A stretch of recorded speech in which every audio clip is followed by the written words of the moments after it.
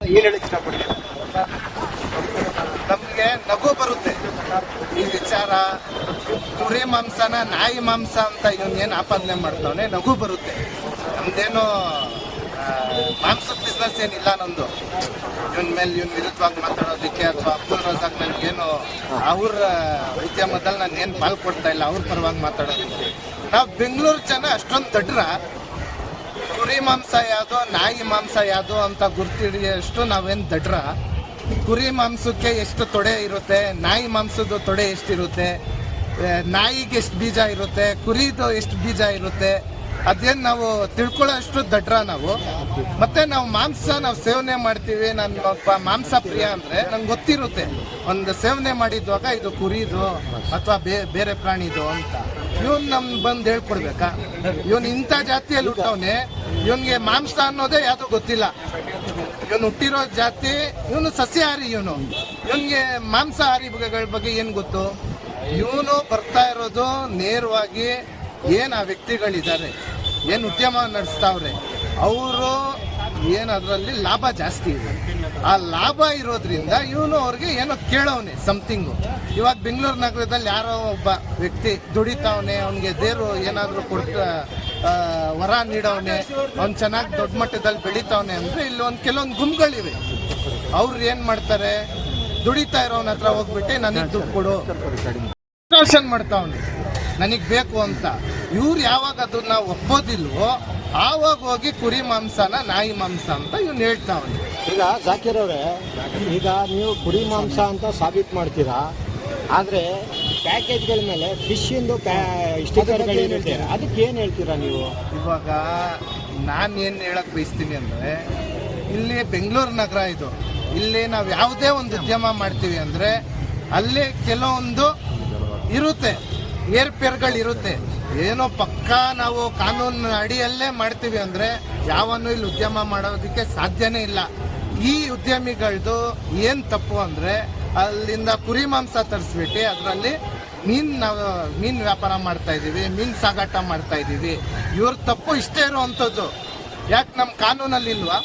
-4 ಡಿಗ್ರಿಯಲ್ಲಿ 3 ದಿನ ಶೇಖರಣೆ ಮಾಡ್ಬೋದು, -18 ಡಿಗ್ರಿಯಲ್ಲಿ 10ರಿಂದ 12 ದಿನ ಶೇಖರಣೆ ಮಾಡ್ಬೋದು ಅಂತ ನಮ್ಮ ಕಾನೂನಿನಲ್ಲೇ ಇದೆಯಲ್ಲ.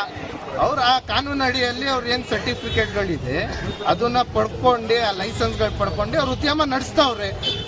ಅದನ್ನ ನಿರ್ಧಾರ ಮಾಡೋರು ಯಾರು? ಅದು ಕುರಿ ಮಾಂಸನೋ ನಾಯಿ ಮಾಂಸ ಅಂತ ನಮ್ಮ ಕಾನೂನು ಅಡಿಯಲ್ಲಿ ಅದಕ್ಕೆ ಅಂತ ಒಂದು ಲ್ಯಾಬ್ ಇದೆ. ಲ್ಯಾಬಿಗೆ ಕಳಿಸೋರೆ 14 ದಿನದಲ್ಲಿ ಅದ್ರ ಏನು ರಿಸಲ್ಟ್ ಬರುತ್ತೆ ಆವಾಗ ಅವ್ರಿಗೂ ಕಾಯಬೇಕು. ಯಾವನಾದರೂ ಕುರಿ ಮಾಂಸಕ್ಕೆ ನಾಯಿ ಮಾಂಸ ಅಂತ ಮಾರಾಟ ಮಾಡಿದಿದ್ರೆ ಆ ವ್ಯಕ್ತಿ ಆವಾಗಲೇ ಊರು ಬಿಟ್ಟು ಓಡೋಗ್ಬಿಡ್ತಾ ಇದ್ದ. ಎಲ್ಲಾದರೂ ಇವಾಗ ಹೋಗಿದ್ರಲ್ಲ ನಮ್ಮ ಕರ್ನಾಟಕದವ್ರೆ, ಜರ್ಮನಿಗೋ ನೇಪಾಳಕ್ಕೋ ಇನ್ನೊಂದು ಕಡೆನೋ ಮತ್ತೊಂದು ಕಡೆ ಹೋಗಿ ಕೂತ್ಕೊಂಡು ಬಿಡ್ತಾ ಇದ್ದ. ಅವನ್ನ ನಿಯತ್ತಾಗಿ ಕೆಲಸ ಮಾಡೋನೆ, ನಿಯತ್ತಾಗಿ ಕುರಿ ಮಾಂಸನೇ ಅಂತ ಮಾರಾಟ ಮಾಡೋನಂತ ಎಲ್ಲ ಮಾಧ್ಯಮಗಳ ಮುಂದೆ ಆ ವ್ಯಕ್ತಿ ಇದ್ದಾನೆ. ನೋಡೋಣ, ರಿಪೋರ್ಟ್ ಬರುತ್ತೆ. ರಿಪೋರ್ಟ್ ಬರೋವರೆಗೂ ನಾವೆಲ್ಲರೂ ಕಾದು ನೋಡೋಣ. ಇನ್ನೊಂದು ಬೆನಕೆರೆಯಲ್ಲಿ ಆರೋಪ ಅಂದರೆ ನಾಯಿ ಬಲ್ಲ ಅಂತ ಇದೆ. ಇವಾಗ ಇವನು ನಾಯಿನ ಯಾವತ್ತಾದರೂ ನಾಯಿ ಮಾಂಸ ನೋಡೋಣ, ಏನು ನಾಯಿ ಕ್ಲೀನ್ ಮಾಡಿದ್ರೆ ಬಾಲ ಇಷ್ಟೇ ಇರುತ್ತೆ ಅಂತ. ಆ ಕುರಿಯಲ್ಲಿ ಜಾತಿಗಳಿದೆ. ಎಷ್ಟು ಜಾತಿಗಳಿವೆ ಪುನೀತ್ ಹೇಳಲಿಕ್ಕೆ ಗೊತ್ತಾ? ಕುರಿಯಲ್ಲಿ 108 ಜಾತಿಗಳಿವೆ. ಅದು ಒಂದು ಉದ್ದ ಬಾಲದ ಜಾತಿ ಒಂದು. ಇವನು ಹೋದ್ರೆ ಎಲ್ಲಿ ಕುರಿ ಮಾರುಕಟ್ಟೆ ಇರುತ್ತೋ ಅಲ್ಲಿ ಹೋದ್ರೆ ಇವನು ನೋಡ್ಬೋದು. ವಿಧವಾಗಿ ಕುರಿಗಳಿದೆ, ಬೇರೆ ಬೇರೆ ಜಾತಿಗಳ ಕುರಿಗಳಿದೆ. ಇದು ಉದ್ದ ಬಾಲದ ಜಾತಿಯ ಕುರಿ ಅಷ್ಟೇ. ಆರೋಪ ಏನಂದ್ರೆ 600-400 ಕಿಲೋಮೀಟರ್ ಇಂದ ತಗೊಂಡು ಬಂದು 4 ದಿವಸ ಟ್ರೈನಲ್ಲಿ ಬಂದು ಅದನ್ನ 2 ದಿವಸ ಇಟ್ಕೊಂಡು 6 ದಿವಸ ಮಾಂಸ ತಿನ್ನಿಸ್ತಾವ್ರಲ್ಲ ಅಂತ ಒಂದು ದೊಡ್ಡ ಆರೋಪ ಇದೆ. ಇದ್ರ ಬಗ್ಗೆ ನಿಮ್ಮ ಅಭಿಪ್ರಾಯ?